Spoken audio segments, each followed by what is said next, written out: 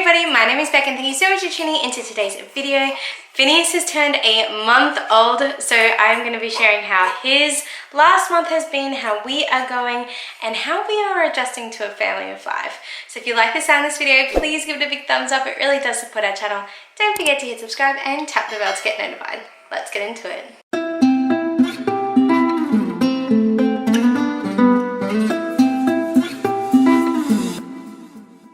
Even though Finneas is our 3rd child, I feel like we are still learning new things about newborns and babies in general. I feel like you will never stop learning because every child is so uniquely made that they're just never the same. Finn has been very particular in the way that he needs sleep, which has been a bit of a challenge for me. If you've been following our channel and watching our day in the life vlogs and our sleep training vlogs, which are up here and in the description box below, you'll know that we have made a decision very early on to sleep train Finn. Our 2 girls were very particular and pedantic about sleep and needed a lot of support to get them to sleep. So shushing and swaying and dummies and a whole heap of things, which there is absolutely nothing wrong with.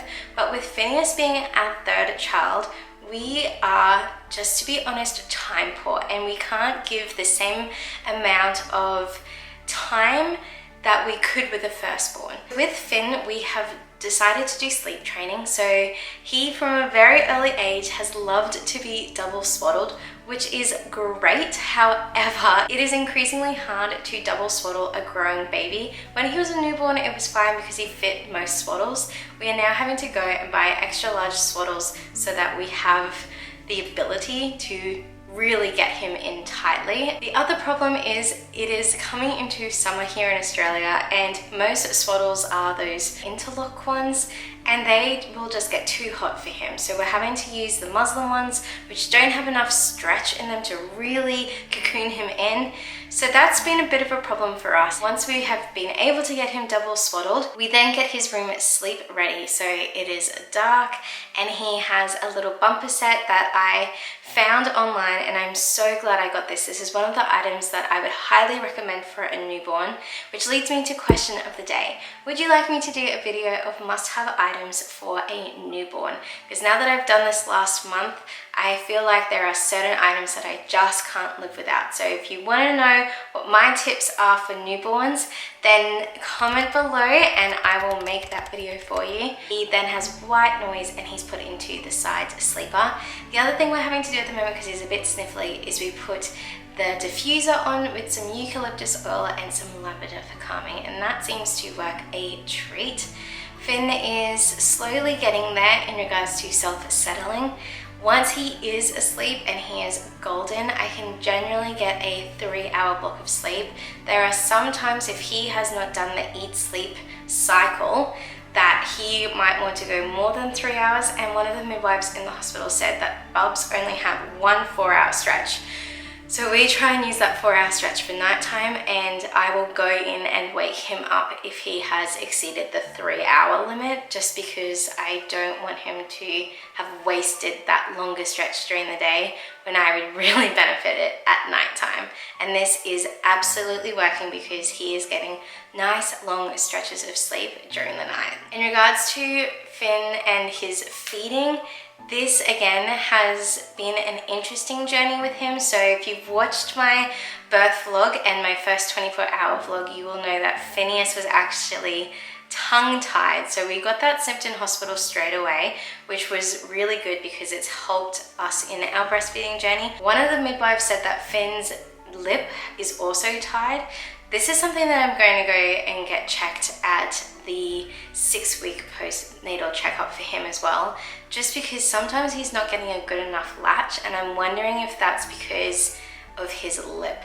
So when he's feeding, milk is spurting out at the top, even though I'm making sure that he's got like that kissing K latch. And yeah, he is very particular about the position that he needs to feed in, and Yeah, I feel like when it comes to babies, you just have to work with them and what they feel comfortable with. So sometimes I'm nursing him in the traditional hold, sometimes I'm having to do it in the football hold. At night, because he gets a bit snuffly, I just nurse him lying down sideways, so we're both in the bed and there's a pillow behind him to support him.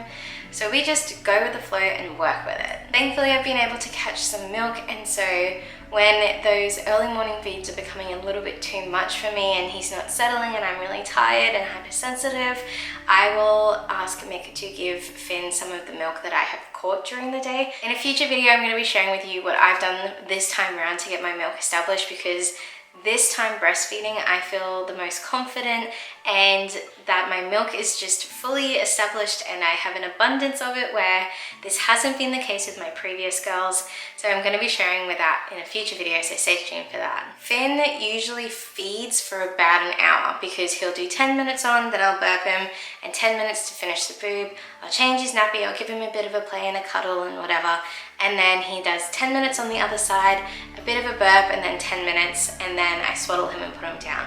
So by the time I've done that feeding schedule, he has pretty much spent his entire wake time doing that. He is becoming more proficient at feeding, which is really great, but that is his playtime at the moment, or awake time, is him feeding, burping, and getting changed to go back down to sleep. In regards to a routine, there's nothing set in stone yet.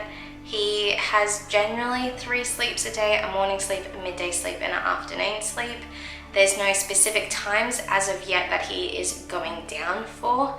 He, being a third child in our family, is having to work with his older sisters and their routines, because I have school pickups and other events that I need to take Zoe to during the week. Then he's just having to go with the motion of it all. It's not that Finn gets forgotten, he's just having to be a bit more flexible in learning to sleep in different environments. So depending on the circumstance and where we're going, sometimes I'll wear him in my ring sling if I know that I'm going to be out and about for a while and he can fall asleep on me and not get disturbed. If it's just a quick pop in and pop out and it's around his sleep time, I will generally keep him in his car seat, because it's a capsule and that capsule then clicks into the pram, and without having to get him in and out of that capsule, it means that he can continue his sleep even though he's being transported around. The most challenging time that I'm finding at the moment with Finn being a newborn is absolutely the night times. Once he's down, he's good. Sometimes it takes him a longer time to get down at that 7 o'clock mark, and it's really challenging having Amira and Zoe, just because they've got their nighttime routines and Mick and I are really having to divide and conquer. My baby blues has disappeared, which is really good, but sometimes I just get overwhelmed with my senses, and if he's been feeding on and off all afternoon, then my sensitivity to touch really is heightened. And if he is crying because he's self-settling, then my sound sensitivity is high. And so I find between about 6 and 7:30, whenever he falls asleep, is a challenging time for us as a family, because the girls are generally tired and so their emotions are heightened. So yeah, that witching hour is real in this household. Once he is asleep though, he will generally sleep between 10 p.m. for his first feed and 1 a.m. It's really inconsistent at the moment, and then depending how far he got through the night will depend if he wakes up at 3 or at 4. All in all, life with a newborn is both easy and challenging. It's easy because they aren't going to roll over and fall off anything. They're not going to get into anything because they're pretty much a slug. And so you can take them wherever you need to go, and they kind of come with you through life, being the 4th trimester. It's challenging though, because they are constantly on you if you are a breastfeeding mom, that you don't really get a break from them. And in this last month, he has gone through 2 growth spurts. So he had one at 3 weeks, and then according to our 1 week app, he's just entered another one being a month old. So those are challenging times because they're fussy and they eat more and they don't want to sleep and they just want to be held, and all of it is absolutely reasonable, but it is hard when you are sleep deprived. Thankfully, I feel like having a 2-year age gap is really working in our favor. With Amira being 4 and getting ready to go to prep next year, she is very independent and loves helping, which is really good. Zoe being 2, she wants to be like Amira, and so she also wants to help, which is fantastic. And she is independent enough that we don't have to constantly be doing things with her. So she can go to the potty and she does know how to hop up at the table and eat her lunch and then put her plate away. So even if I am having to nurse Finneas, I'm not having to be super duper hands-on with Zoe, that she can do things while I'm doing things, which has been an absolute blessing. But just balancing everybody's routines is like juggling 3 balls in the air, plus my own and Michael's, and it has been a difficult month of learning what this looks like, and I'm sure it's going to be a difficult couple of months, to be honest, because we're just trying to figure out what this new routine looks like. We're trying to figure out personalities, we're trying to figure out basically everything. So that's the roller coaster of a newborn's first month. I hope it has helped. If there's something that you are interested in knowing and I haven't talked about it, then please leave a comment below and I will message you back straight away, because this parenting gig doesn't come with a rule book, we only have each other. So if you've liked this video, please give it a big thumbs up, it really does support my channel. Don't forget to hit subscribe and tap the bell to get notified, and I'll see you in my next upload.